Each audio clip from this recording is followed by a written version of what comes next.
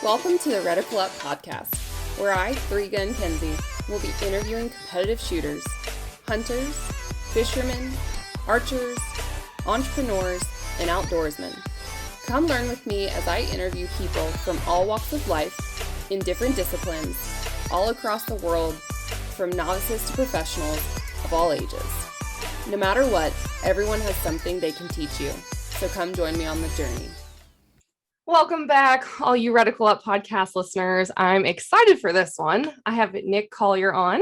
He is the Director of Special Operations at DoubleStar USA, and he's also known as Pew Pew on the Pew Pew and Stabby podcast. And we'll get into why he's called Big Timber. I'm a man of many names. I love it. I love it. Nick, how are you? I am fantastic. It's Wednesday, well, you can listen to this any day, but today is Wednesday in real world. So, you're almost to the weekend. Everything is starting to kind of wind down. I like it. It's a good day. Awesome. And for those people listening, you need to go watch this now on YouTube. How many patches do you think are behind you right now on your wall? A few, a couple, a plethora. I don't know what you would call it. A lot. I've been at this for a while, though. True. You have 2 square inches left up there on the board? Yeah, right there on the. There it is in the middle. Yeah, that's it. Glorious. So if you want to do a patch swap, I'm sure Nick will do that for you. So Oh yeah, I love patches. I don't know why. I mean, it's the most useless. I mean, there's nothing to it. It's Velcro and some material, and yet I see these things going for hundreds of dollars, and I'm like, what? Yep. It's like the Pokemon cards and baseball cards in the day. Yep. Just because somebody had them, you didn't. You wanted them. I finally put up all the dragons on my board, and I was thinking about it. What if I did a scavenger hunt one day of how many dragons can you identify in the background? There you go. We can come up with something for that. Win a brimstone or something. I love it. Love it. So starting off, can you believe what you do for a living? Most days, no. Every now and then it's work because it's a job, but most days, no. I'm pretty lucky. Right place at the right time is about all I can say. This is not a career that I even remotely thought I would be in when I was a little feller. When they said, what do you want to be when you grow up? I did not say, I want to work for a rifle manufacturer, be their social media director. And get to shoot matches, and that's paid for. Yeah, shoot matches, go do cool things with cool people and meet a lot of cool people. And it really has been a thrill ride from day one. Love it. Do you have your little Hank in the background there? No, actually, Hank is being supervised by Haley right now. She said she'd keep an eye on him for me. Love it. We're not talking about a person. We're talking about a little dog. It's the cutest thing ever. But at DoubleStar, they're pet friendly. They've got all their family dogs running around the place. Yep, that's cool. I mean, that's another benefit of family business right there. Yep. My mom takes my dog to work every day. So she's the flower delivery dog that goes with the employees to deliver flowers. So we get it. Hey, that's good. Dogs make people happy. They do. So do you want to give a quick rundown of how DoubleStar got started? Because I know I learned a lot when I took the class on how it happened. And a lot of people don't know where the origins are. Right. So DoubleStar started as J&T Distributing. Jack and Teresa Starnes started the business late 70s, early 80s. They kind of got taken off selling gun parts out of tackle boxes out of the back of their car, just doing gun shows, place to place doing gun shows. And then they kind of grew and grew, and they'd start going further and further, and they'd be gone for a week or 2 weeks or 3 weeks, and they'd go all across the country and sell, what started off as reloading components became, M1 carbine parts and all these old kind of World War II guns. And eventually they started doing AR stuff when there was nobody doing AR stuff. But at that time, there was a 16-inch H-bar barrel, a 20-inch H-bar barrel, and a 24-inch bull barrel. And that was it. There was no more. Those were your options. Didn't matter what handguard you wanted as long as it was the one we had. The stuff wasn't out there. Knight's Armament was really the first accessory company, and we were one of the first commercial distributors for them. Same with Magpul, Yankee Hill, all these companies that everybody's heard of now. We were among the first to carry them way back when they were first getting started. But eventually it grew into doing gun shows. And then in 99, they decided they wanted to do whole guns. And that's where DoubleStar is actually Starnes. So it was the mom and the son. There were two Starneses.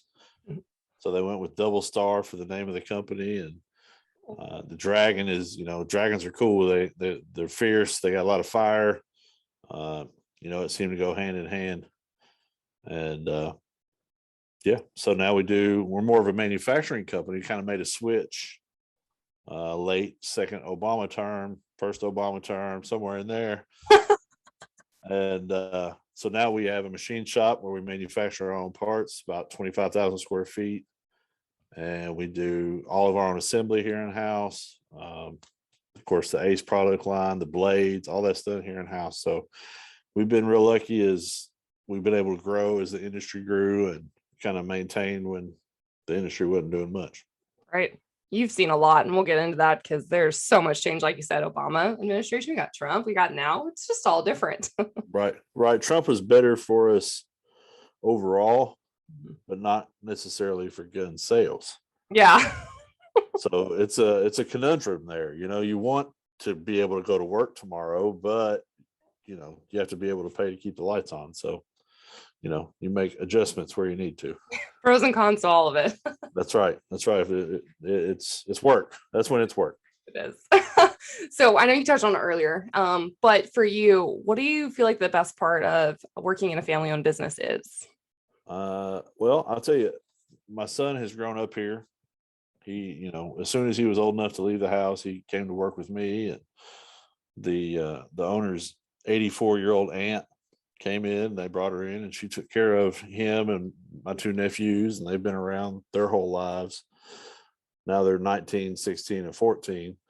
But if it's a day where the schools are closed, say bad weather, which may never happen again now that they know they can Zoom everything.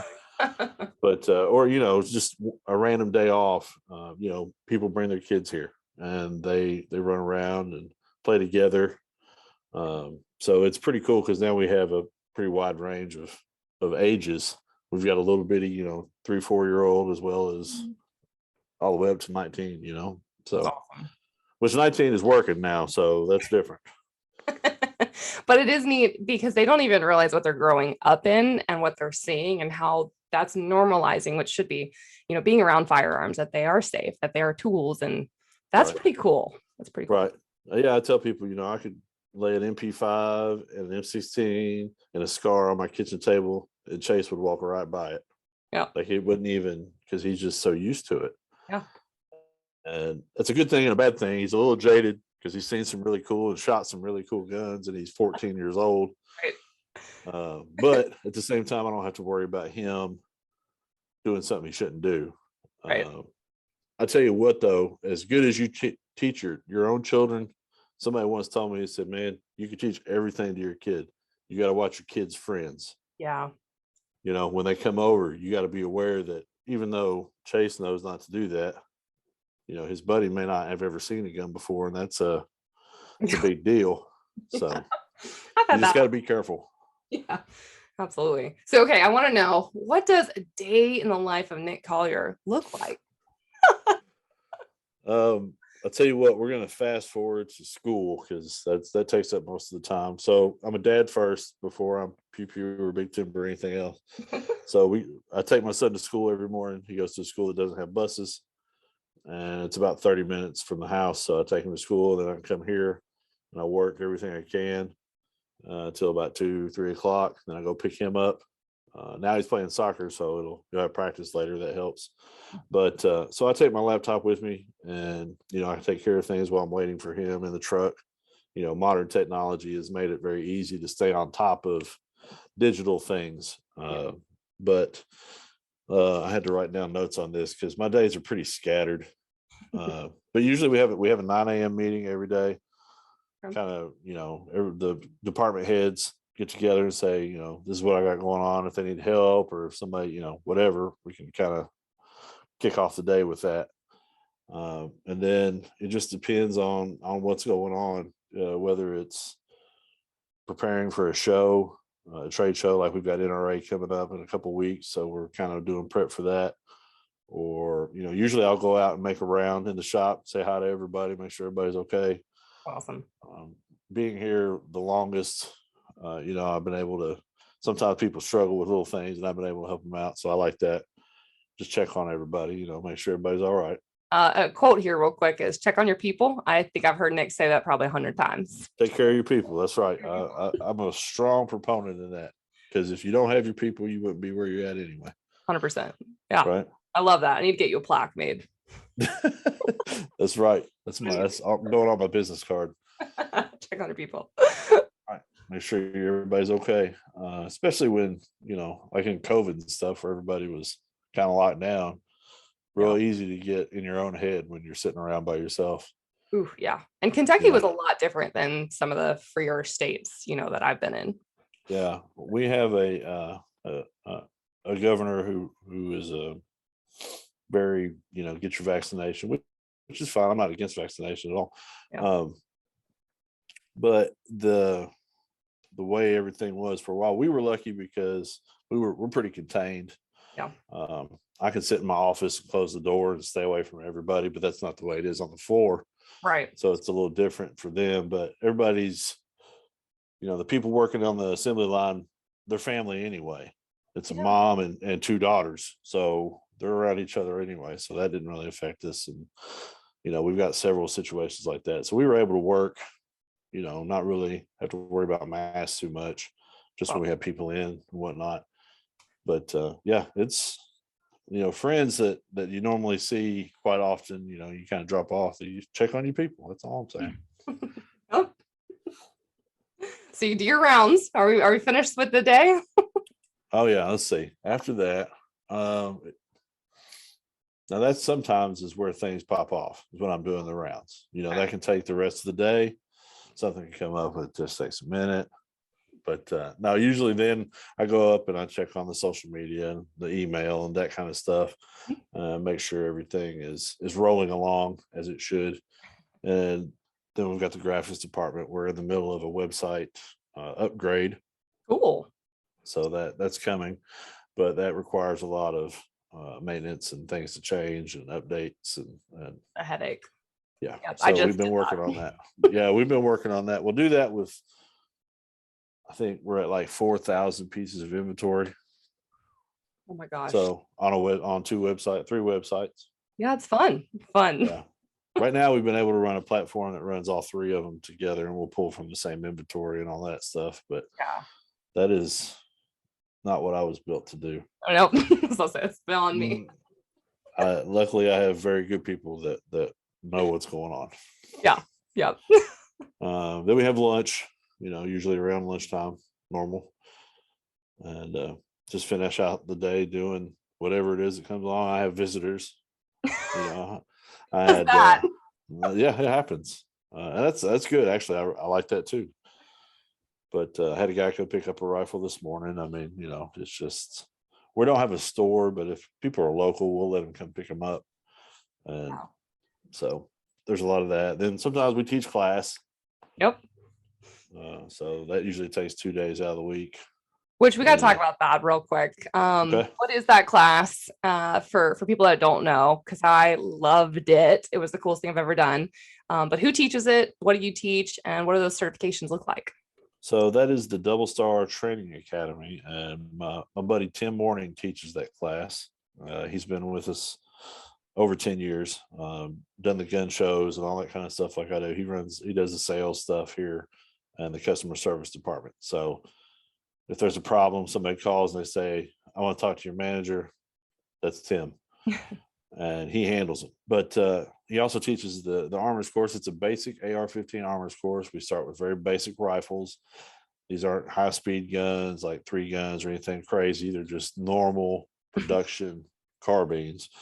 And we basically teach people how to take them apart, put them back together, how each part works, why it does what it does, and give you a little history in the AR-15 as well as troubleshooting. At the end, we talk about why things happen and try to show some pictures and how to clear them, all that kind of stuff. So And then we do a test at the end, a written test, and then a performance exam where you actually strip it down, take all the parts, put it in the blue bin of doom, and we shake it up. We dump it back on the table, and you have to put it together. And Tim adds some surprises for you. Sometimes there may be an extra D10 spring or firing pin. You go, what? Why do I have this part? What did I forget? Why is this here? Yep. Thanks, Tim. But I think it's a good class. We do 10, 15 people at a time. I mean, it's a good time. Usually it's a lot of police officers getting certified. If you're in Kentucky, it counts for KLEC certification. So they actually get paid to be here. Cool. That's the Department of Criminal Justice here in Kentucky, that they don't teach an armors class. So they said, well, yours is good. And they checked the curriculum and did all that and said, cool, we'll let them come and get paid with you. So yeah. It's a little paperwork. Tim doesn't mind though.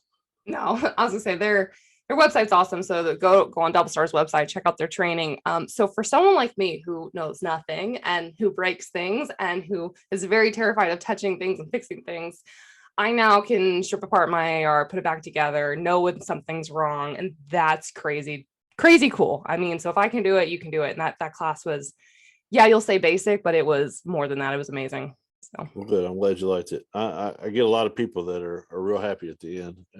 We're pretty laid back. We're not. This isn't a military style class. This is we know you're here because you want to learn. If you already knew, you wouldn't be here. Yep. Why waste your time? So we're here to help. If you got questions, ask. And everybody gets along and cuts up. So I think it's a good class. Oh, I loved it. Yeah. So you've got that going on. Any other things randomly throughout your weeks that'll come out? Oh gosh. You do podcasts every now and then. I do podcasts fairly regularly. Sometimes mine, sometimes other people's. I enjoy that though. The podcasts are fun. Yeah. So that's good. But no, that's it. Everything's kind of situational. It depends on what's going on. You prep for NRA, you prep for SHOT Show. People don't realize that takes months. It's not something that we just start working on in December. Yep. We've already got our booth. We're working on the booth design. We're talking about what we're going to sell, what we're going to debut. We got a couple things in the fire that may or may not be ready. So there's always that. Do we take a picture of it and show, or do we wait? Right. I highly advise you wait until you got one in your head to take it and talk about it, because we have been caught one or two other times showing something that wasn't quite ready, and it taken a while, not because of something we did, but because of the subcontractors dropping off the face of the planet. Oh, that's normal. That's fun. Drawings and everything, just 2 years worth of work gone. Yeah. So there's that. There's days like that. Those aren't as good. No. And yeah, like most people don't know, if really when the end of SHOT happens, you take about a week off, to sleep. Yeah, you gotta rest. Yeah. Then you go back to planning for the next year. That's it. And that's all there is. You just go. Yeah, that's it. And then of course we do the trade shows for dealers. Tim and Ernie do those. They do a great job. Ernie Sandoval used to work for Ergo. We got lucky and we were able to snake him. The Ergo Tool that helps you put that stupid D10 in. The pick tool. That's right. Ergo pick tool. Those are, I don't know what they sell them for, but if you take the class, you get one for free. Yep. Because they send them to us to give out. That's it. And the cool thing about the class is it's about half of what everybody else's class is. Most everything's been $600-700, and ours is $325. Yeah. We provide the gun, we provide the tools, we provide the information. You just got to show up. And the patches and the Ergo Tool. Again, it's worth it. You get some swag with it. I've been talking about like a challenge coin or something that, I took this class and it's the only way to get it. Yeah. We're working on that. I like that. So yeah, Ergo Tool. Yeah, Ergo Tool. And then sometimes we take the class on the road. So if you've got a police department or a few police departments in an area that want to take the class, we can throw that stuff in the trailer and haul it to wherever you're at. Oh, that's cool. And do that. We've done that several times. That's awesome. So people listening, take note. You need it. That's right. If you need it, you got a department or whatever, we can make it work. That's awesome. So how many years have you been with DoubleStar? April coming will be 20 years. Holy cow. That's a big Yeah, time. started in April of 2002. Wow. And that's when you knew nothing about firearms. I came in a complete, I had no background whatsoever. I'm from Eastern Kentucky, so I'm a hillbilly. So I'd shot a revolver and a shotgun each once, so that was pretty much the extent of my gun knowledge. Yeah. But decided I wanted to be a police officer. So I was working at Walmart, and my brother-in-law, who also is the vice president here, there's the family connection, said, "Yeah, I'll pay you what they're paying you, and you can ride with me to Winchester." And I was like, that sounds good. I could learn about guns. I'm going to be a cop. I need to know this anyway. And basically started off doing the nasty stuff, taking old guns out of Cosmoline and cleaning them up. And just, yeah, that was nasty. If you've ever worked with Cosmoline, imagine doing it for like 3 weeks straight with guns that are big, water cooled machine gun. It was a mess. I smelled like it, you go home, you're all stinky and feels like you got Vaseline all over you. It's weird. Ew, yeah. Yeah. So anyway, that was how it started here. That's cool. But there was 10 of us. We weren't super huge, busy or anything. So I was lucky to get to learn kind of each piece one at a time, bolt carriers and butt stocks and all that stuff. I kind of grew as the business grew and got to learn. And sooner or later, we had an assembly line making butt stocks. And that was where my first kind of leadership role came in. And after that, it's just been, I've kind of bounced around and done different things, but mostly I focus on the media department. That's kind of where I shine. Oh, you absolutely do. You can't put Nick behind a machine right now. No. You need to go talk to people. I can't do it. I have so much respect for people who can go in and do the same thing every day. No. I'm not built like that. It is, I got to be talking to somebody. The machine would be like, please make this guy shut up.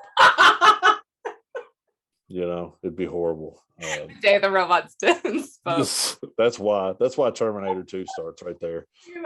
They won't shut up.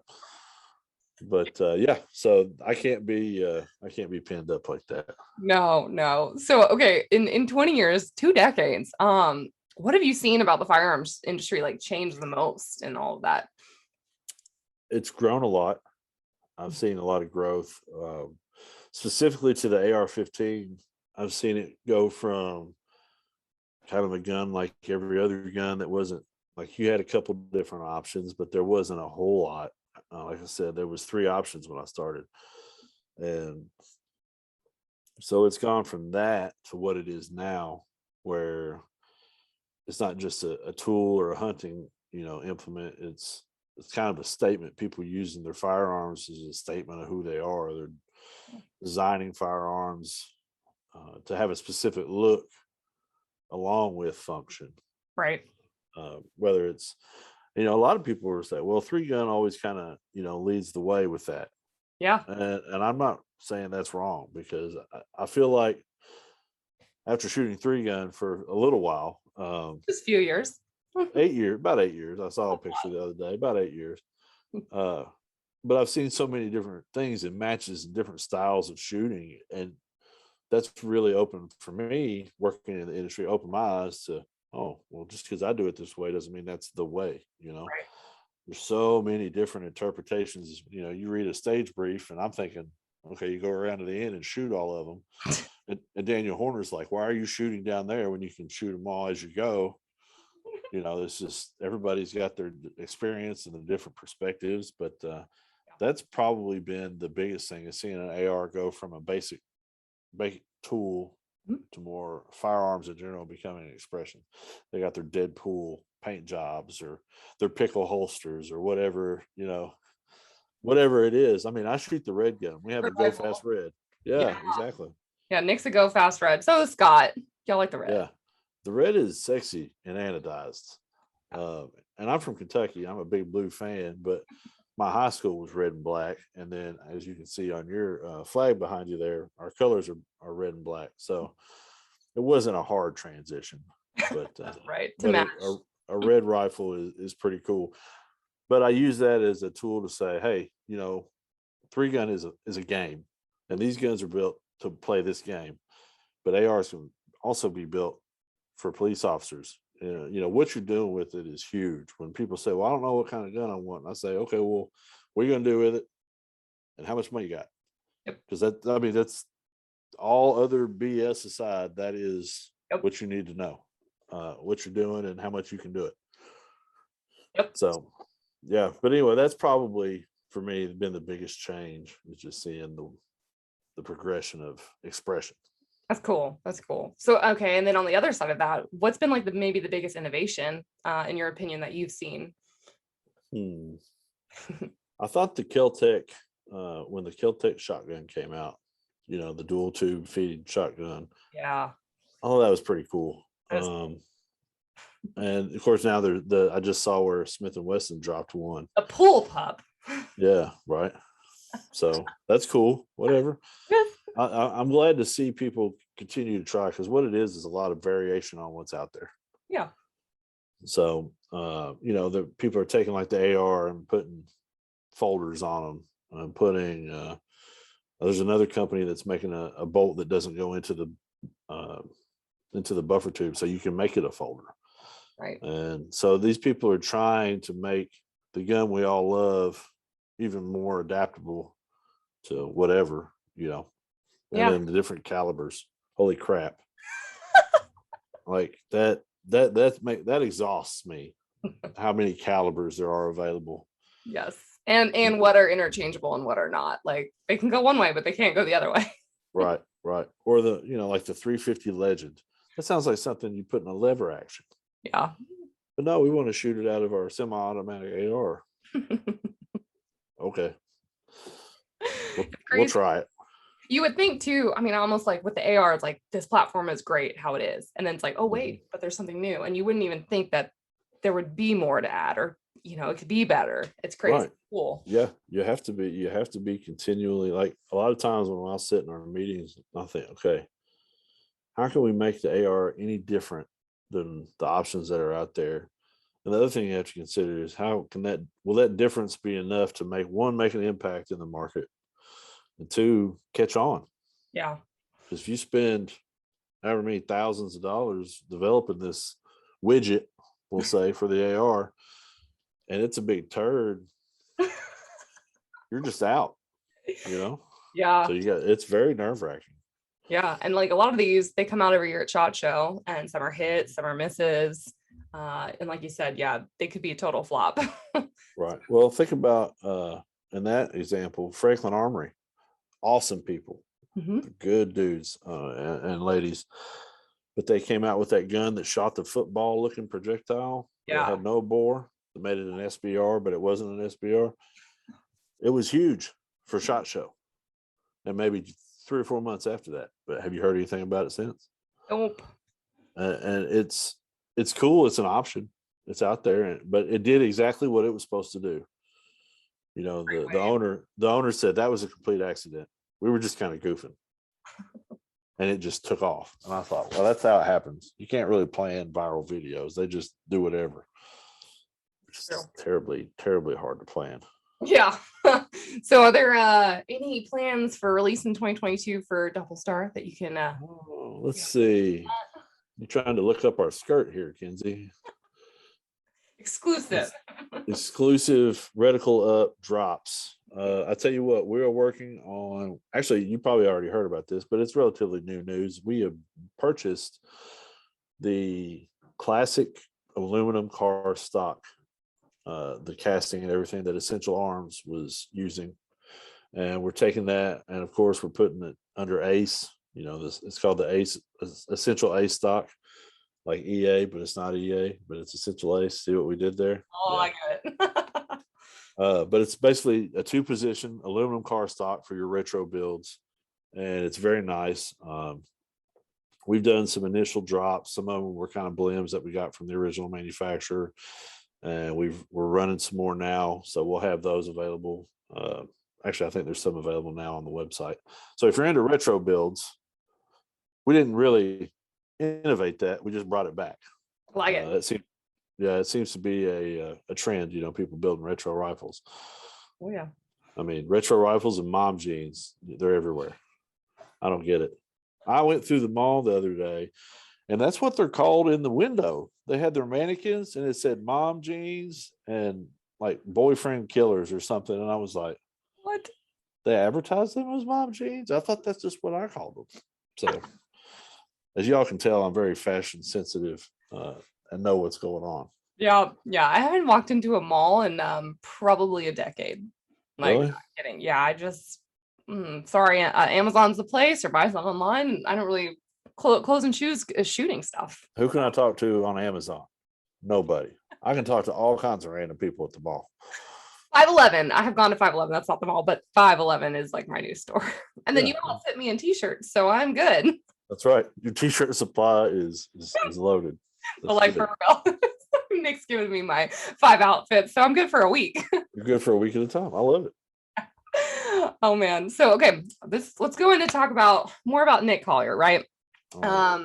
So you talked a little bit about this before, about your firearms background being next to nothing-ish. I listened to the awesome podcast you did with Humans Doing Business, so you can learn more kind of about your journey there. But I want to talk about, how do you feel, or what do you feel like the learning curve is like in the firearms industry? Was it a lot?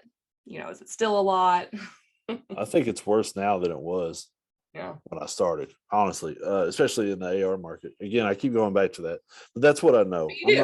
I'm not, just like I said, I didn't have any gun experience. I didn't have anybody to teach me growing up. So my gun experience has been in this building or in this company. So it's all ARs, 1911s, and 308s. That's it. Yep. And then the guns I hunt with. So that's really all I've done and what I've done for 3-gun. But yeah, I think there's a lot. But people can get overwhelmed with that shiny stuff instead of focusing on the guts and the things that make a rifle really perform like it's supposed to. When you buy the rifle, you say, I'm buying this gun. I have a Christensen hunting rifle that I use in 300 Win Mag, and I bought that gun specifically to go get elk.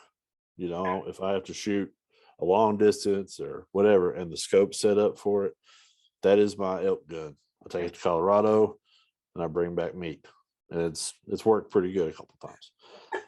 But there's so much out there that you can put on. What did I buy? Oh, I bought a level to put on the scope. Yep. Because there's the potential to take a 1,000-yard shot out there. I don't, because I'm not that good. But 500 yards I'm comfortable with. We can do that, yeah. But anyway, so a level would make a big difference. Well, I put it on, and no matter how I did it, it was in the way of the bolt handle. Right. So then I'm like, well, you can't have that. Right. So there went the level somewhere else. Sometimes you got to get rid of that stuff. Just shoot the gun, Yeah. Yeah. So, okay. What do you tell newbies, I guess, listening, what are the things that make a rifle perform better that you should take the care or time to switch out or make sure it's good product? For me, I'm always looking the barrel. The barrel's hugely important. Your trigger. Because if you're jerking the gun, it doesn't matter how good your barrel is. Your scope.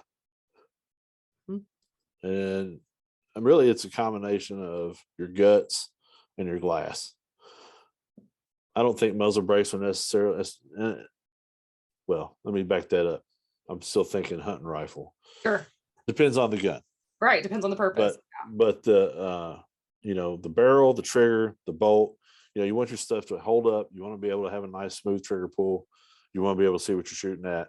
And when you make adjustments on that scope, you want them to be actually what they say they are, not just guessing. Yeah. You get some, you get what you pay for with glass, just like you do with anything else. You get those low dollar scopes. Some of them, you turn it and it says it's a half click or half minute click, and it's not. It's not even close. It's a minute and a half, or like a quarter click. There's no way to tell. So then you take that scope off, sell it to somebody else that doesn't know any better, and then get a nice one. I was going to ask you that question. Do you think it's worthwhile for people to really take the time to save up and invest in a good rifle and good glass versus buying a bunch that maybe are Okay, my perfect example is my elk gun. I plan on dying with that gun. Okay. Because I did that. I looked. I investigated. I learned about it, learned about the bolt and the trigger, and I knew exactly what I was getting. And I knew it was going to be expensive. I knew the scope was going to be expensive. But buy once, cry once. Buy the good stuff. Take care of it. You don't have to worry about it. I've never been the guy that has to say, "Hey, look how many I have." Right. And there's people like that. Yeah, this guy here, he'll do anything I want him to, up to this big, and then the next level is this one. Yeah. And then there's my pistol, and that's all. Exactly. That sucker hit. Well, Kenzie did, but that sucker hit 630 yards in competition this weekend. 630. Wow, that's a long shot. It was. That's a long shot. I moved to Mills. I knew my reticle, and I knew the holds. I knew the ammo. I knew my everything. Right, but that rifle can do anything. It's pretty cool. That's awesome. That's fantastic. I've never shot an AR that far. Oh, well, we're gonna have to do that now. Yeah, I've shot 300 Win Mags that far, but I've never shot an AR-15 223 that far. 550, I think, was the longest shot I hit. That's still far. Is that Rock That was Thunder Valley? Yeah. That's awesome. Yeah. So, okay, what is your favorite rifle accessory that you have to have on your guns? Outside of the guts of the things that make it run awesome and right, we make this thing called a tactical bottle opener, and it's a rail mounted bottle opener, and it's aluminum, and it's not very big, but it's just big enough to also work as a hand stop. So for those of us that like to shoot with a hand stop, that does it. It's dual purpose. And then when you're ready for an ice cold L8 in between stages, you just open one up. And if you smoke, there's a hole in it that'll hold a cigarette, and then you can watch the wind. You can see if it's moving across for your long range. These are all items on one little thing. It's like $15 called Tactical Bottle Opener, TBO. It's on DoubleStarUSA.com. Check it out. I had no idea. Because you can't breathe. I can't breathe. The cigarette. You didn't know about the TBO?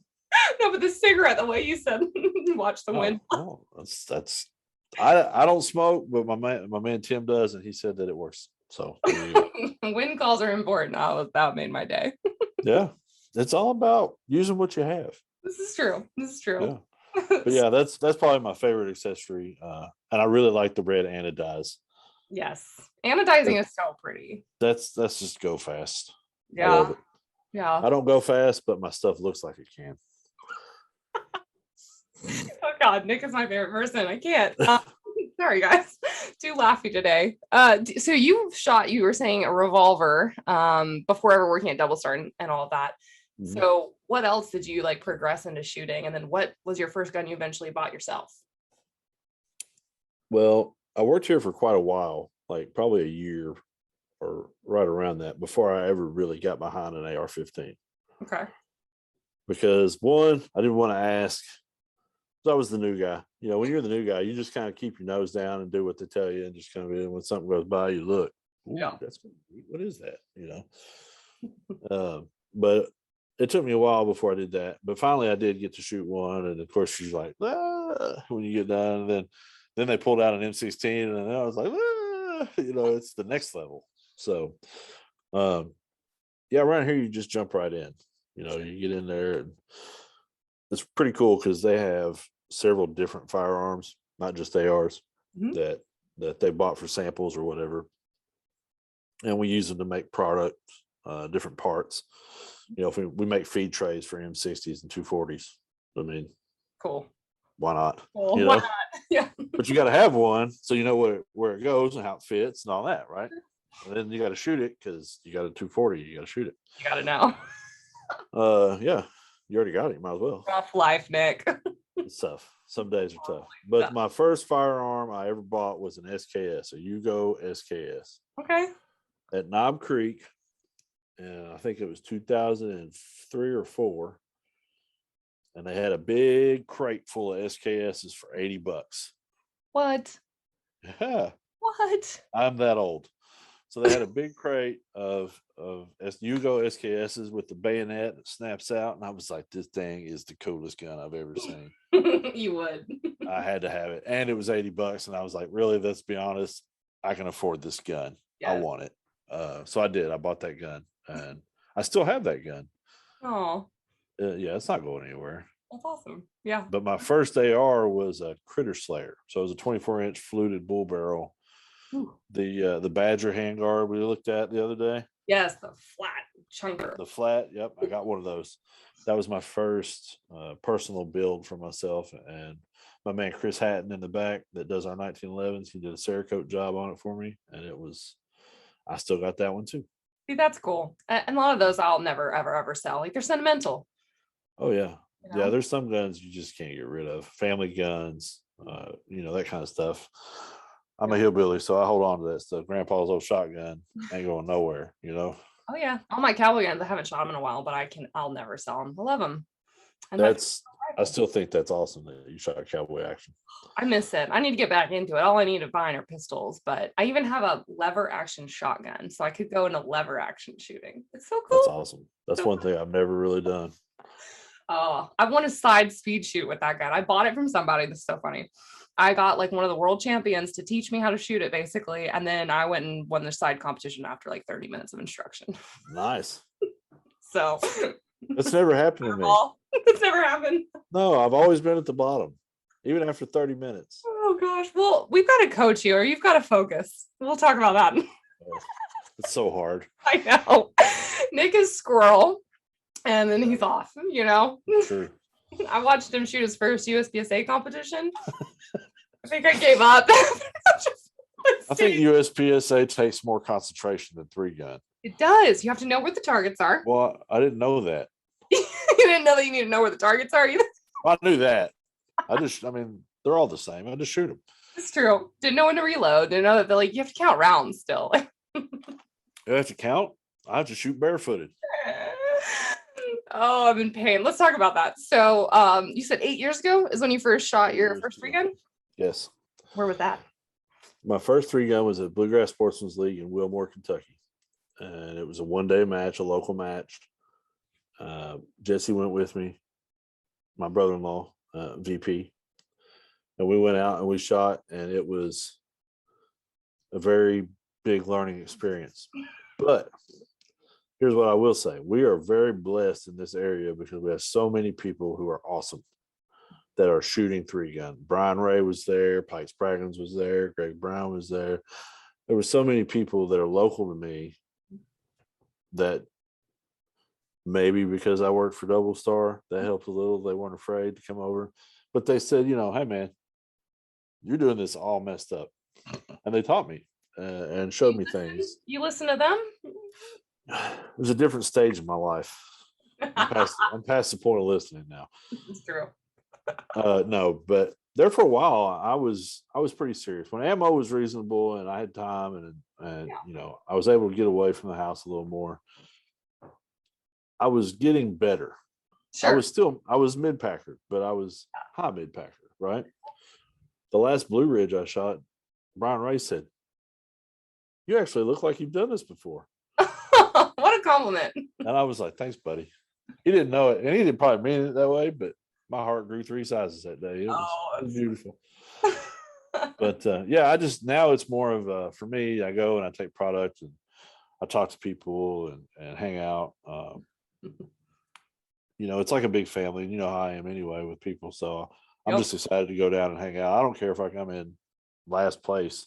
Well, I take that back. Teresa, God bless her, she passed away a few years ago, but she told me when I started 3-gun, she said, "Nick, don't get disqualified and don't come in last, and we'll be all right."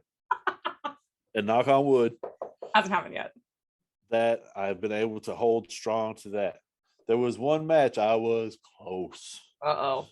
I was like 3 from the bottom. But I wasn't last. And that's all that check that box. Yep, there you go. I didn't know that. I like that. Keep that up, Nick. That's my goals for 3-gun. Love it. Right now I just know that with what I have to do for my son and the amount of time that it takes to be a dad, I just don't have time. The time it takes to do this and that. When I go home, I sit down and I'm like, you and David just shoot, once a year. You have your annual. Just keep fresh, Yeah. But no, I'll go shoot with my dad. I'm very lucky. Or his next door neighbor, same people that I grew up next to. They have a range right in a field in front of Dad's house. So I've known him my whole life. So he's like, yeah, anytime. A lot of my secret squirrel product testing is done there because they've got like a portable building and steel targets on a hydraulic lift. Cool. That raises them all back up. Yeah, it's pretty cool. Heck yeah. Shout out to the bakers. So when did you first know that you were in love with 3-gun, or at least competing and all of that? With 3-gun, the real exposure we got was the first pro-am we went to. Okay. Rock Castle, and Jesse and I went down strictly as exhibitors because they had the exhibitor tent. It was different when we started. It seemed like there was more exhibitors there. It was, I don't know, it was different. It kind of went up and down as far as exhibitors go there. But anyway, we go, and Tom Carpenter is there, and he says, Nick, you gotta come watch me shoot. And Tom's been our shooter on Team DoubleStar since he was Day one. DoubleStar. He is, yeah. So I went down and I watched, and I was like, that looks like a lot of fun. Like then I realized, oh, you're just running around shooting stuff. Right? That sounds like an awesome time. So I said, I'm not doing another one of these and not shoot. Yeah. Because the amount of time it took for people to shoot and then get back to you, Yep. to your booth in the exhibitor tent, I can shoot and come back and sell stuff. Yep. When I'm in that situation. So after that, I continued to shoot and loved every minute of it. It's really cool. The people that you meet, the shooting the matches, doing the crazy stuff these guys come up with, Bruce and Brian Ray and Brian Vaught, and just they're evil geniuses, and it's always fun. Oh yeah, hilarious! All of these obstacles. I'm surprised I haven't fallen off an A-frame yet. Yeah, when you're all crinkled up like a pretzel, trying to take a 400-yard shot on your weak hand, and you're cussing Bruce, that's what makes it fun. Yep. So which of the three is your favorite gun to shoot? Rifle. I figured that's like a duh. Yeah. That's well, I shot it the most, so I'm the best at it. There you go. I was like, say you don't like loading shotgun? It's so much fun. I think it's awesome, and I am still doing 2 at a time. Yep. Because I got big fat sausage fingers, and I don't want to practice. So we're being honest, right? Let's just get it out there. Oh my gosh. I am in no danger of taking y'all's trophies. Okay. Just know that. I'm perfectly happy with my little bottle of oil and my stickers. And your patch. My patch. That's right. Patch. Have we written in our to-do journal every day? No, I've been terrible about that actually. It fell down between the seat of my truck and I ain't even got it out. Come on. Gotta get back on that. Calling you out. Gotta get back on. I gotta get back. You're right. So how did you get the nickname Big Timber? So our law enforcement liaison, sales guy, another great dude that's been around for years and years, is Don Always. And if you're in law enforcement, chances are you've had a class that Don Always has taught. He's just one of those guys that he's an NRA instructor. He's ILEFI, ILEDA, all the different police organizations. He's a part of them. And he's an instructor. He's one of the people who helped with the active shooter program that they put into schools. He's that guy. Yeah. He has a physics degree. The man is super smart. He's really into like ballistics and how bullets perform, like in ballistic gel. Like he's the guy that takes that gel and he's like, all right, so this did that and this did that, and this bullet sucks or it's awesome, So anyway, we went to a dinner and we signed it was just he and I. We were at like NRA or somewhere where it was just us. I went to dinner with a client and signed a big deal, a 6-figure big deal. Oh, okay. Biggest deal I've ever signed to this day. And so anyway, we shook hands on it, the other person and I. And Don was there. This was at dinner, right? So Don was just kind of along for the ride. And we walk out of there and he goes, did you just shake hands for that much money? And I said, yes, sir. He said, man, you swing Big Timber. He said, I'm going to call you Big Timber from now on. And after that, it just stuck. So that to this day, it's like the only time I really felt important and shook hands Oh, and did a big deal. Not the only time I felt I was important. about to say no. Don't make it sad, but it was a big deal for me that day. And then he said that, and then my head swelled up a little bit. Mm-hmm. Mm-hmm. Almost couldn't get back in the truck, but I made it work. But yeah, so anyway, so that stuck, and Big Timber has been it's a cool name and people tend to like it, and it's memorable. Absolutely. I mean, shoot, they named the Big Timber Run stage after you. Yeah, and you know what I told James? Anybody that knows me knows it should be called Big Timber Walk. Walk. I was about to say, or waddle, or stationary, or like. I'm not running. I agree with that. Let the little skinny people run up down them hills. I ain't doing You it. like how I knew where you were going with that? Yeah, it should be Big Timber Crawl. Gosh, it was so cold, so far up the hill. Oh gosh, yeah. And the sun Yeah. got me last year. That was terrible. I couldn't see anything. Well, I was the shooter. What, one after you or two after? You were close. You were either right after me or two after me. But Same thing. You had the sunshade. I was just closing my eyes and pulling the trigger. Didn't have a sunshade yet. Oh, you did? I made one right after them. Yeah, that was rough. It's horrible. And the slug targets that were blue and a green with a light. No. Yeah. What? I think I came in last on that stage. Oh. It's okay. I'm not mad. Did you really You're check? either gonna see me at the top or the bottom. It's fine. Oh man. Okay, well, Big Timber. So for those that don't know too, you're also Pew Pew. So who is Stabby? And what is the Pew Pew and Stabby show? So Stabby is actually Rob Cabrera. He's also known as Philo because of his knife company that he had before. It's kind of how we ended up. Well, the knives, and then Jesse and he are Kali. They participate in Kali, and Rob's an instructor. That's how they met initially.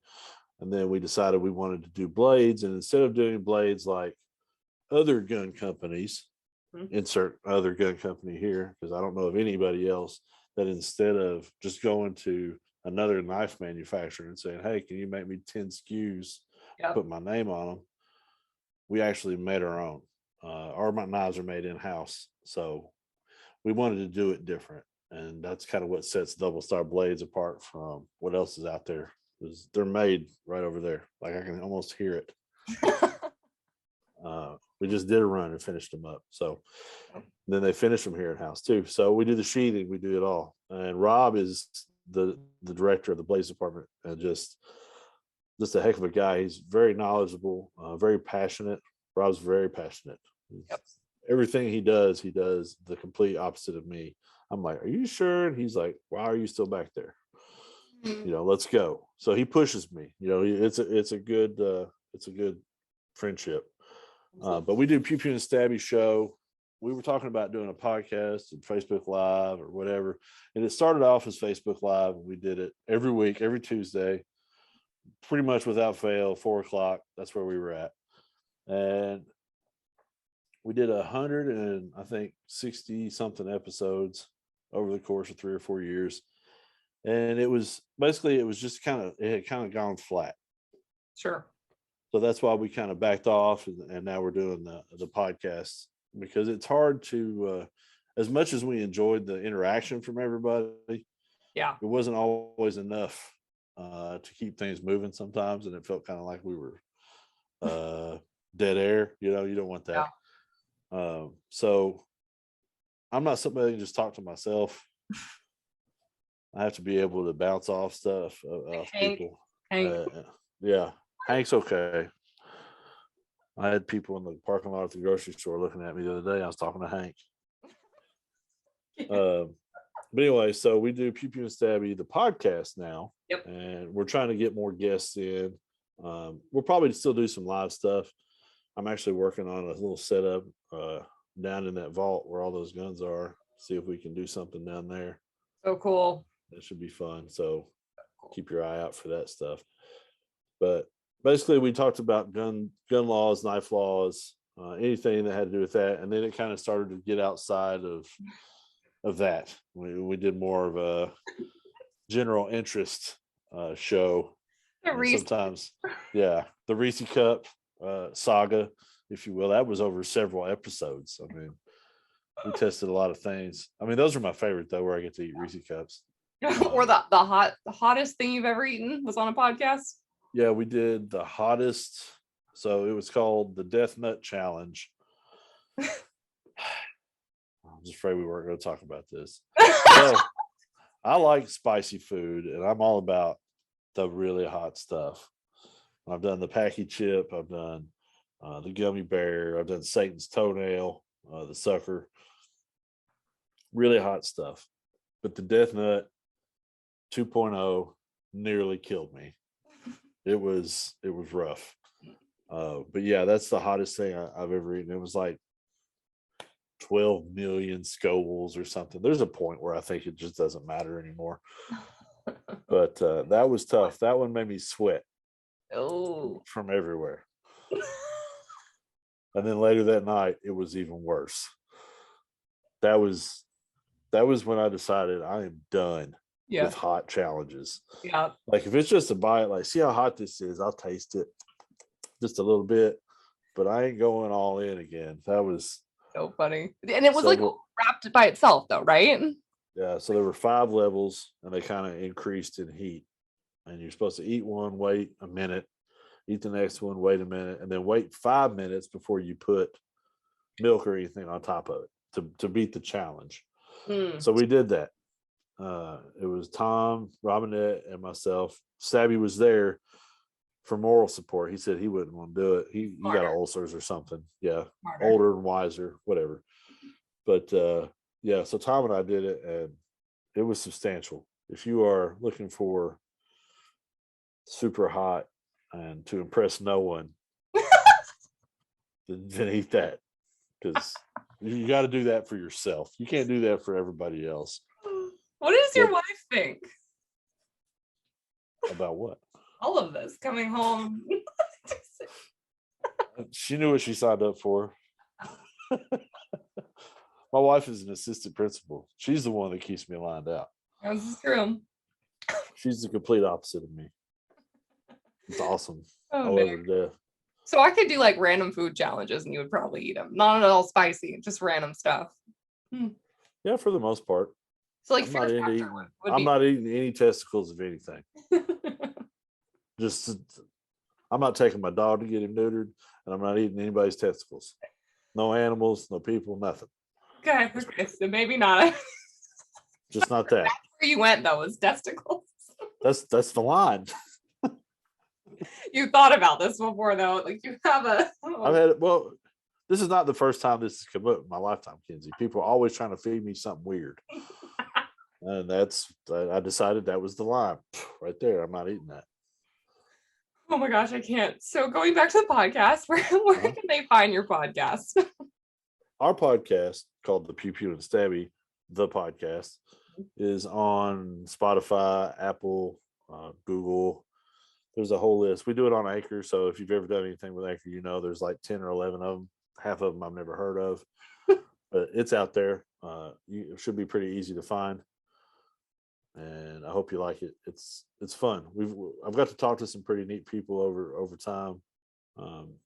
Hanging out with Monza, hanging out with you, hanging out with different people. So we're going to continue that. We did a cool one with Ben Langelotz about patents. So if you're a small business and you're thinking about patenting an item, that's a good one to listen to. He's a real good guy, been in the industry a long time. So we're going to try to only have people who have been around. If we're going to have a specific topic, we want the best people to talk about it. I'm not going to feed you a bunch of BS and let you try and figure it out the hard way. I'm very big about research. When I come at you with a news story, I'm not going to come at you and say, Kenzie, so-and-so did this just because I saw it on TMZ. I'm going to say that, see it on TMZ, and I'm going to look in 4 other places and make sure it's real. Oh yeah. I remember you have your notebook and always have notes. But yeah. So check it out. All right, cool. So, all right, now we're interrupting this podcast for a this or that food showdown. All right. All right. I'm ready. All right, ready. So, first up, pickles or cucumbers? Pickles. But do you want them sliced or whole? I don't care. I'll eat them anyway. Now, so my wife's like, what kind of pickles you want this week? And I'm like, Spears. Okay. spicy spears or sweet petites. I don't care. We're surprising. Okay. Are you a Vlasic guy or a Mount Olive? Mount Olive. And it's only because I've met the mayor of Mount Olive, North Carolina. Oh, hell yeah. on a plane ride. Oh, that's cool. They have a pickle festival In North Carolina. in Mount Olive, North Carolina. Why are we not there right now? But I don't know when the pickle festival is. We got to find out. Yeah. Okay, spicy or sweet? Probably spicy. Okay. Yeah, I only had dill is my favorite, but between those two, spicy. Okay. Now, do you prefer a hot brown or a burger? That's a hot brown all day. There we go. A good burger is good, but if it's between those two, it's a hot brown. Hot brown, which I learned what that is this past week with you. You're welcome. Here's a hard one: sweet tarts or Reese's? Sweet tarts. Ooh, that's surprising to me. Okay. I bet I'm the minority there, I'm sure. But I prefer the sour fruity candy over chocolate. That makes sense. Hey, I mean, it makes sense. You're a fruity guy, Nick. Fruity. Okay. All right. All No, right. I like it. Bison or venison? Mm-hmm. I eat a lot of venison, but that's because there's no bison at my farm. So I'm going to stay loyal to my whitetail. Okay. But bison is good. I like bison. So good. So going back to pickle life. Nick showed up at Mountain State last year with a jumbo size Mount Olive jar of pickles. That's right. With David, who I hadn't met, right? So you want to walk through that process of getting him in the car and the pickles? So David says, we go to pick David up and I throw everything in there and he opens the back and he says, "Is that a huge jar of pickles?" And I said, "Yeah, don't ask any questions, get in the truck." So that was it. And then when I finally gave them to you, that's when I explained myself. But I just let him sit for, however many hours and wonder, what am I going to do with a 5-gallon bucket full of pickles? Oh, I love it. Anyone else would have been like, this is okay. Nick likes pickles. David knew. He just got in. He didn't know. Whatever. Such a cool. We've been friends a long time. True. Not surprised anymore. Yep. So you said you've been whitetail hunting. We talked about your 300 win and all that. What's been your favorite hunt to date? Probably when I hunt. Well, I hunt with my father-in-law 99% of the time. Okay. And he's the one that taught me how to hunt. Everything I've learned from him. So the good news is we hunt together a lot, and we go to Colorado every year, or we have for the last 4 years, I guess. I should say every year. Mm-hmm. But I really enjoy that time. It's neat. We drive out, so there's all that time on the road, cutting up and having a good time, but getting there and seeing a different terrain. I've driven all through the country, but actually getting out and walking through some of the most beautiful terrain you've ever laid your eyes on, and some of it it's nothing but scrub brush, but you're on like a 10,000 foot plateau and you can see everything. Cool. So that's neat. I really enjoy going and seeing the different things. But elk is by far my favorite game to hunt. Neat. I want to do one of those. So have you harvested a couple of elks, or? I've gotten one. Okay. I got it with the rifle in Colorado. It was about a 450-yard shot with that 300 Win Mag. Yeah. And I called him in from way out there. I was really surprised that he heard my call. That's how far away he was. And I know, those animals have really good ears, so I factored that in. Still surprised. He was just a speck on the skyline, and my father-in-law saw him. He said, "Blow that call." And I said, "He ain't gonna hear that call." But I did it because he knows and I don't.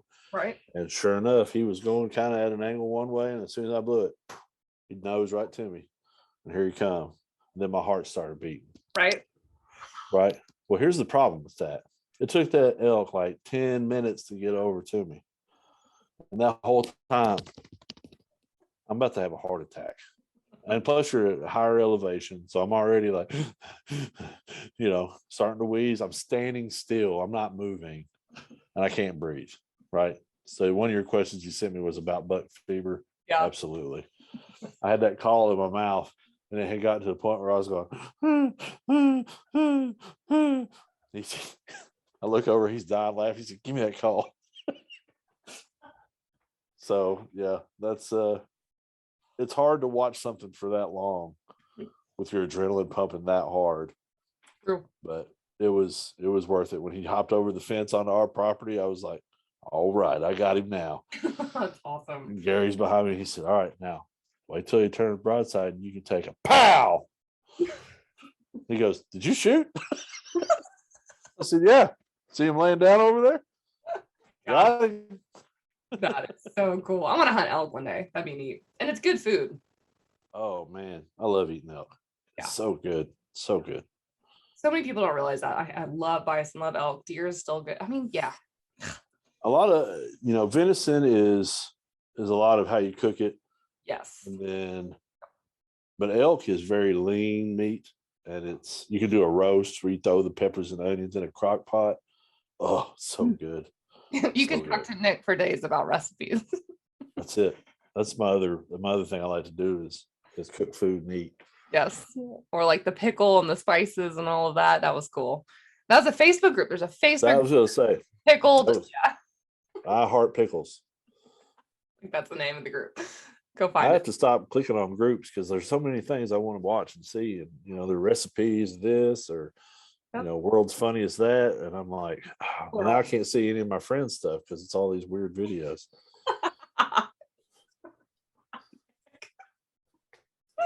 Those are my struggles, Kenzie. That's what I do. You need to use those two Facebooks differently. Use the other one for all the groups, and then the one for light bulb. That was amazing. Yeah, you have to. You're welcome. Yeah, I do. I forgot about that. So other than elk, oh my gosh, and whitetail deer, anything else that you've harvested? My good friend John Harris took care of me when we went down to Blade Show, and I got a pig. It's the first pig I'd ever harvested. Wild boar. Shot it with a 300 blackout. It was a Ruger American 300 blackout. Had a pulsar thermal scope on it. Yeah. Felt like a spy. Heck yeah. Was it suppressed too? Oh yeah. Oh yeah, you did right. That's cool. That was it. And we said, oh yeah, I got it. And I ate it, most of it. The thing you got to remember about hunting at night, though, anybody that's ever thinking about it, maybe you've only hunted deer in the daytime. You hunt in the daytime, you sit and you get up there and it's dark, but the sun comes up and you get to see the world come to life, right? You see the squirrels and you hear the birds start chirping and chipmunks running around and turkeys and all this stuff. When you hunt at night, you are sitting in the dark. That's it. You don't see anything. You hear stuff and you wonder what it is. You're very vulnerable because you're like, am I going to die? Is there a predator? I'm sitting in a pop-up tent and there's bears out there. Yep. This is a terrible idea. You could take them. Yeah, right. So anyway, yeah. Luckily, it was only probably an hour and a half we sat there, and then the deer or the hogs came out, and that was it. He said, "Shoot the biggest one." There was about 10 or 12 in the little group of them. Oh wow! And I found the fattest one I could see and laid it on it. So they're like an infestation now on the property, right? Like you want to. Oh yeah, they destroy your land. It's horrible to look at. He showed me some of the damage that he's on a hunting lease down there around Atlanta. So there's like 5 people that share this 600-acre plot of land. But he took me around and showed me some places where they were moving through, and just the damage. It's horrible. And they have litters so often. Yeah. Yep. Something's got to be done, or they're going to take over. They're like the lionfish of the land. Yeah. People don't realize that. So you need to be exterminating them because they do breed fast. And young. I mean, they don't have to be very old. Yeah. So yeah, it's a real mess. It's definitely an advantage to hunting. Yeah. So have you ever hunted with a bow or just guns? We're going to talk about that too, huh? Okay. So I was drawn for a Kentucky elk, which is a huge deal in Kentucky. It's a random draw. The year I put in, there was only 1,000 tags for the whole state. And I got drawn my first time. There were so many people angry at me, but it was for an antlered archery tag. So a bull male elk with a bow. And I went in Knott County here in Kentucky. Mm-hmm. And they're on strip mines is where they kind of hang out, these old reclaimed strip mines. So you go all through the woods and you pop up on top of this, and it's beautiful green, you know, freshly replanted in the last 10 years. So you got some trees. And first morning, pop over the horizon, they're like, just wait. Then you hear, bugling, and you hear all of it. And that you talk about making the hair on your arm stand up. When you hear elk bugle, they come over the hill, about 30 of them. If I'd have had a rifle, I could have picked any one of them I wanted. Been done first 10 minutes. Right. No, that's not how it went down. 3 days I stalked around that place trying to get close to these things. Finally got a shot on one. Turns out I'm not Robin Hood. And I went home empty-handed. Yeah. Okay, a couple questions. Did you have a bow set up for you? Mm-hmm. Okay. Oh, it's a nice bow. It ain't the bow's fault. It was 100% user error. But did you put in the work to do? I shot in my basement every night. Oh God. Every night. This shoulder was 3 times the size of this. Yeah. You know. I know. So, do it every day. Here's the thing. That was 10 yards. And I did that a lot. The elk was at about 40 yards. Yeah. And I did not have as many reps at distance. Right. That matters. That matters. A little bit off at, 10 isn't much, but at 40, that level matters and all that too. Oh, yeah. It was a shoulder blade. Sounded like I shot an oak tree. And he just looked at me, turned around, and ran off. Oh, no. And I found the arrow because I thought, well, maybe I got him, but I knew when it hit, the sound of it was just like. Did you hit a tree? No, I hit him in the shoulder blade. Yeah? Solid. Okay. Too high. Way too high. Yeah. Solid bone. If he could have flipped me off, he would have, and then turned around and walked away. And then that was the only real shot I had at one the whole time. Oh, man. But so those were hard. They're hard to get drawn for, and then I didn't even get one. So here's the thing. Here's what I'm going to tell people that don't hunt.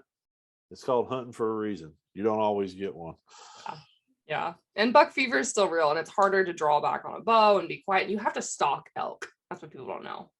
Yeah. 40 yards. I knew I was uncomfortable with that shot, but I couldn't get any closer, and I was running out of time. So looking back, should I have taken the shot? Maybe not. Should I have practiced? I learned something. You got to practice at distance. If you're going to shoot at distance, you got to practice at distance. Yep. So there's, a lot I took away from that, but it was still fun. It was just, I'm definitely a rifle guy. And being that close to him for that long and not being able to just take one and go home. It sucks. Yeah. Yeah. I'm not big into bow hunting. Oh, only because one time salty. It hurt my feelings. Have you what release do you use? A thumb or a trigger? It's a trigger. Yeah. So what I did notice about this is that when I was getting fitted, I couldn't use the thumb without pulling, like the shots were all in the same bad direction. And as soon as we did the trigger, it straightened everything out. And it's interesting that a lot of shooters, they'll share that similar thing that they need a trigger because they're used to that. Yeah. Yeah, I think that's the way to go. Plus, Scott Archery is just down the road from us. We actually bought a couple of machines that they had years ago, but they're at a couple shows locally that we do. We see them, so every once in a while I'll go over and talk to them. Especially when I was doing that, I was asking a lot of questions. Yeah. I'm not as poorly prepared for everything as I am for 3 guns. for USPSA. You weren't unprepared. You just were done listening. No, I was new. That's different. Yeah. Huh? I have plenty of guns, plenty of bullets, and all that stuff. I just didn't know how to do it. Yeah. Yeah. Oh goodness. Any funny hunting story you want to share with us? I don't know. I've told you 3 or 4 already, Kenzie. Like Golly. we can keep No, I mean, nothing. There's always funny hunting stories every season. It's just hard to remember them. Didn't you shoot one out of like a car? Like you're literally in your truck, all warm. No, that's illegal, Kenzie. I don't know. Oh, You can't shoot animals out of a vehicle. didn't mean that. That's not what. Okay, for everybody listening, I am an upstanding hunter. Don't let Kenzie put ideas in your head. Anyways, what do you wish more people knew about hunting? That you can't shoot from a car. No, I think a lot of people go into hunting always expecting to get something, and you don't. There's a lot more to it than that. If you're an actual hunter, somebody who really enjoys it and loves it, you go out there because you enjoy getting out. Here I sit in these 4 walls, most of your life. You got to get out and see things. That's part of why I like to go. It's not always about the biggest rack. There's been several times that I've harvested does for people who needed the meat. Right. Not wanted the meat, needed the meat. And it's something that, I enjoy doing. I have the means to do, have the place to do it. And if I can help out a couple families with a little bit of meat, I get the warm and fuzzies and I'm all teary eyed about it. That's awesome to me. But I will say this, when you do get a big one, it feels good. I haven't done And that. it's only happened, I've never killed like something that people would be like, oh my gosh. Right. I can't believe you got one that big. It's just, I don't know. There's just something about it. You see an animal like that. And I mean, the elk was mind blowing to me how big they were. Oh, they're huge. The rack so alone, I don't understand how people put them on their back and hike out with even the rack. I'm like, I would topple over. Oh yeah. Yeah. And how do they run through the woods like that? I don't know. And They just lay their head back and go. Yeah. But yeah. Well, and people don't know there is doe population control too. Like the reason that we have limits or even season stuff. I mean, that's all set by people who are managing what's happening with does and bucks. I mean, how many people hit them with cars? Yeah. Well, you can always tell when the rut's coming in around here, and you'll see it down in Tennessee too. The number of animals on the side of the road increases because they, whitetail, bucks are friends all year long until the rut comes in. Yep. And then they're not friends anymore. They don't run around together. Now in my game cameras, I've got 3 or 4 bucks hanging out, but that won't be that way come time for the rut when they're looking for ladies. All bets are off. No more hombres, Right. But, I mean, think about it. If you only got it once a year, you'd be a little more high strung too. The family. You might not be able to say that on a podcast. I love it. That's how I got mine though. Little doe, and then the bud's chasing him, and I'm like, "Sorry, bud." Yep. Oh, yeah. My favorite thing is when I see a doe, I'm like, "Where's your boyfriend?" Yeah. Wait for him. Where's your boyfriend? So outside of shooting, you're a little bit of a car guy as well, right? Yeah, that's right. How'd you get into that? I was born a car guy. I swear that's something that I've loved since I was a kid. Dukes of Hazzard, Knight Rider, all the shows that had cars in them. Even the one that had a Viper in it. I don't know if anybody remembers that. There was one called Viper. Okay. It was a Dodge Viper, and it was like, I don't know. It was only on for a season or 2. It was pretty cheesy, but I liked it. But yeah, I've always been a car guy, interested in cars, the way they sound, the way they drive. Just they're all different, kind of have their own personality, and you get in one and then get into another one, it's totally different. I mean, I get it. Dad has his own personality. I get it. Right. You get it. Yeah. If I go between my truck and my father-in-law has a couple Shelby Mustangs. That was totally, I got to drive them both a couple weeks ago. And one is a 68, which is awesome. Yeah. Like that is a grail car. Most people would, sell body parts for. Mm-hmm. He also has a 2012. Okay. and they're just two totally different cars. 2012 is like a rocket ship, and it is made to go fast. And you get in that 68, and like the steering is kind of loose. Yes. It's just everything about an old car is nostalgic to me, and that's one of the things I enjoy. So I don't care if it's a Ferrari or a Honda Civic. I love them all. That's cool. I like that. What's your dream car? If money was no issue, you could have what you wanted. What is that? I always said my lottery car was a Ford GT, but if I ever get a chance to build one, I want to build a 70 Charger. Ooh, okay. Yeah, Okay. not a General Lee, even though I said Dukes of Hazzard. Just a cool, like, black. I like black vehicles, so yeah, I'd probably do a black Charger. I like it. Well, I hope What that about you? happens. Oh, I have my dream. I actually have my dream. My it's so weird to say that my dream truck was always a Toyota Tacoma in blue. And I remember when I was shopping for a truck when I was 17 or 16 with my dad, I picked out the blue Tacomas. I found some online, and my uncle had passed away, and we ended up buying the Chevy. So I had the Chevy growing up, but he knew the day that I was like, I'm buying a car. Finally buying my vehicle. He's like, you're buying a blue Tacoma, aren't you? And my dad's not one for colored cars. Like, he likes, black and white, under the radar, nothing identifiable. Nope.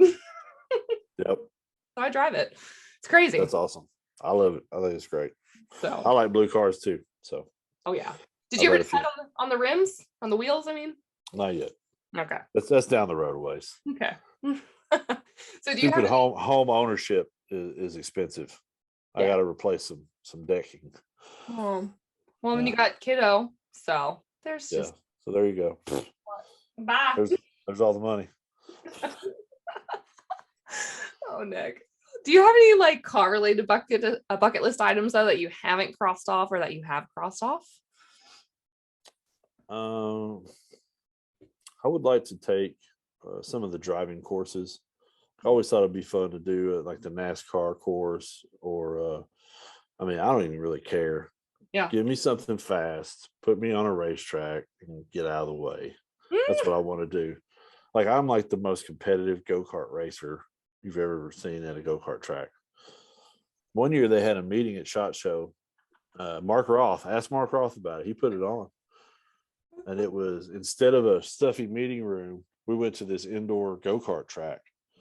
And it was kind of a sociable thing. And we all went and raced go-karts. I'm like this, mean mugging everybody when I drive by, putting them in the wall. But yeah, I enjoy that. So I've never gotten to do anything on a real track, and I'd like to do that. I've done drag racing, quarter mile drag racing, but that was a lot of fun too. I would totally do that again anytime. You need to make the thing happen. I think Atlanta has those Lamborghini or whatever tracks, Oh, we have a Kentucky Speedway, which is just a couple hours north, and just it'll happen. Why are you? Check that off. That's right. I need to. Know. So I'd like to take my dad and do that. He's a big NASCAR fan. Who would go faster? I don't know. It'd be dramatic, I'm sure. Yeah. That's awesome. Are you one of those people who keeps their car spotless, or the people who live out of their vehicle? Well, as you saw, most of the time it's pretty clean, but every now and then, when we go a couple of weeks and it's rained every day, I don't fool with it. But if I see there's going to be 3 or 4 days of sunshine, I'll get out there and shine it up. There you go. Look good, feel good. That's right. They go faster when they're clean. My recommendation: the decals on your car. They add 5 miles per hour horsepower. Yeah, 5 more horsepower. Yeah. 5 more horsepower. I don't know. I always have had stickers on my vehicles, and I've not put any on this one. Yeah. This truck. So I'm kind of liking the low key, just big black truck rolling down the highway. Everybody going, is that him? I don't know. Maybe it is. Maybe it's not. Is that Big Timber? I don't know. You should have done a vanity plate with that. I actually did that 6 months. I didn't put anything on him, and I was like, I can't. I got it. I needed it. Yeah. Well, every vehicle I've had since I've been here has got the Dragon, so it'll come. That'll be the first one probably that comes back on. I like it. Okay, so going back to like the guns and we talked about a little bit at the beginning, but you've raised your son Chase around firearms his whole life. How'd you teach him to respect them and take care of them and, normalize that in your household?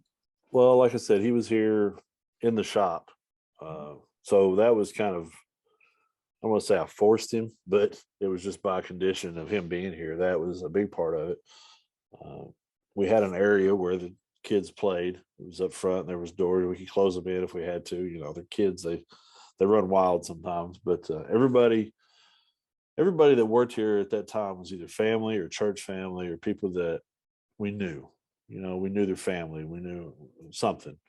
So the kids being here has never been an issue because the people, I tell them all, if Chase gets out of line, line him out, say something to him. Don't be afraid if he's acting a fool to straighten him up. And anybody in here could do that, and I'd be perfectly okay with it. But like those days are over, by the way. Yeah, he's a pretty good kid. I don't have a whole lot of trouble with him. Just normal 14-year-old boy stuff like, why didn't you take the trash out? That kind of stuff. Yeah. But no, and then teach them about them. Let them know, look, this is dangerous. This can kill you. This can kill you. This can kill your friends on accident. Explain the dangers to them when it's appropriate. There's every kid is different. There's no at 7 years old you shouldn't. Right. Every kid is not ready to learn then. Right. He was early because of where he'd been here. So he knew about them from a very young age. But I think if you're a parent, you have children, and you don't know, maybe you're not comfortable with guns, then find somebody that is. Yeah. That maybe you can take your child to, or you and your child to, and learn, so that maybe you learn together. It's something you can do together, But it's important to learn, like I said, make sure that your kids' friends, if they're in your house, make sure your stuff's locked up. Just be responsible. These accidents that you hear about, it's never from a locked gun cabinet or a locked gun safe. Right. It's always something that was left laying around. Yep. Don't leave stuff laying around. These, they're guns. Hello, they're guns. Hello. Whose responsibility are those too? Yeah. Oh yeah. Yeah. As soon as you buy a gun, people. So everybody's got the Ring doorbells now, and there's an app. It's a neighborhood app, and it's basically just a bunch of old people get on there and complain. I swear there's gunshots by my house every night, and I'm like, no, there's not. I'm like, no, you're good. No, that's not a gunshot. You're fine. I don't pay attention to them, but it sends me an email after you get so many notifications and don't respond. But anyway, it's just important to learn and teach and be able to, trust your children with firearms in the house. Yeah. How hard is it? It's hugely important. Oh yeah. And how hard is it too for, parents or even adults to say they don't know something, right? Admitting that you don't know something is not a bad thing. Mm-hmm. A lot of people have a lot of pride. And when it comes to raising your kids, and I said this in that other podcast, when it comes to raising your kids, or if you're in a leadership position at your work, you got to put your pride, that's got to go away. Yeah. When you're responsible for other people's lives or livelihoods, it becomes bigger than your pride, in my opinion. You just got to do what's best for your people. We got to write that one down too, guys. I like that. Oh, I think that's awesome. Yeah, I think if you don't know, admit you don't know, and then if you're interested, go learn. And make sure the person you're learning from knows what they're talking about. Yeah, I know it's harder to do, but I guarantee you, if you're listening to this and you have Facebook and you say, do I have any friends that are gun people that could help me learn about them? You'll get 20 responses. I mean, mine and yours would be a whole lot of people, but heck, if you have questions, call me. I don't mind that. Call me here at the shop. Yep. I'll help you out. Ask for Nick. Can you share, just maybe you can, the gas tube story? Oh, about my engineer? Well, he's not my engineer. This was not a DoubleStar employee. Let me start by saying that. So a lot of times we talked about people accessorizing their rifles. People will see things online and think, oh, I have to have that.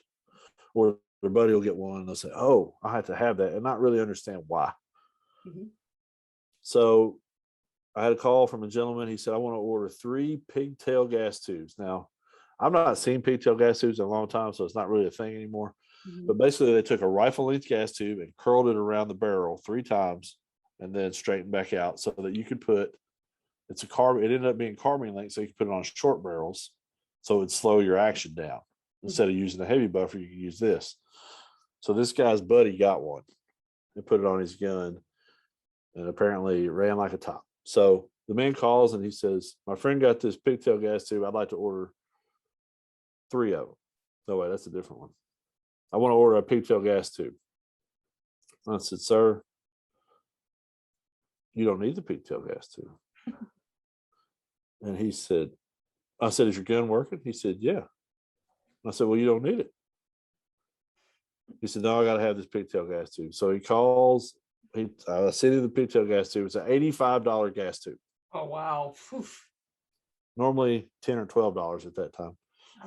So I sent him this $85 gas tube. Of course, he puts it on. It doesn't work.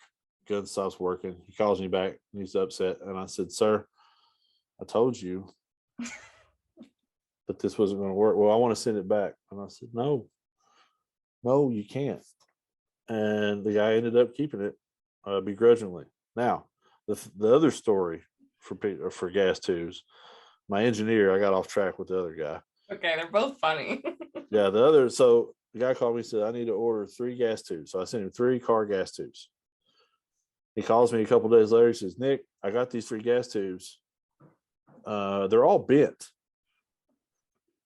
He said, but don't worry, I straightened them out. I'm an engineer. They're perfectly straight now. And I started to laugh, shake my head, whatever. And I said, okay, so what's the problem? And he said, Nick, I can't get them to go in the gun now. And I said, well, I'm gonna stop you right there. I said, the bend that you took out of those gas tubes? I said, that's supposed to be there so that they will fit into the upper. And it was real quiet on the other end of the phone for a minute. And then about 10 seconds later, he said, Nick, I'd like to order 3 more car gas tubes, please. So he was cool about it. And I sent him 3 more gas tubes, saved him a little money. But listen to your experts. That one made me cry laughing. Goodness gracious. Yep. Yeah, find someone who's accredited or has a certificate or teaches this, and yeah. And ask them. Yeah, and ask them. Okay, so coming here towards the end of this, what do you wish more people understood about firearms in general? It's not all bad.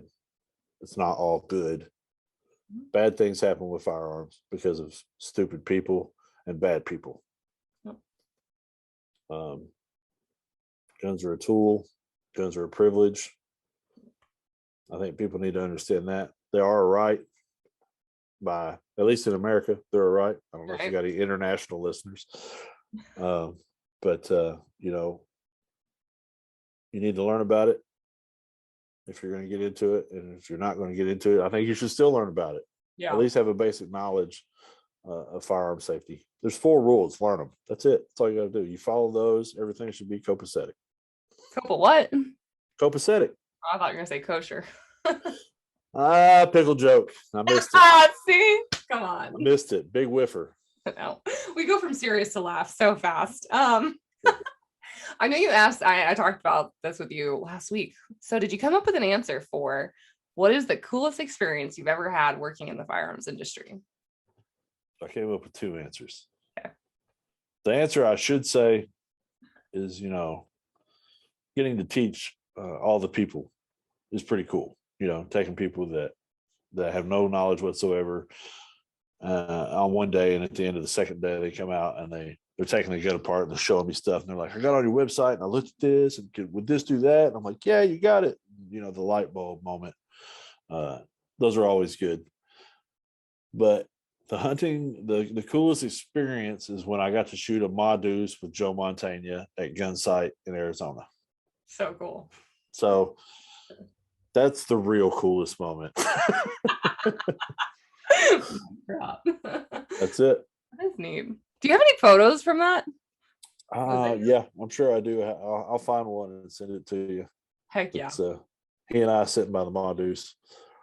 No big deal. It was pretty cool. I love it.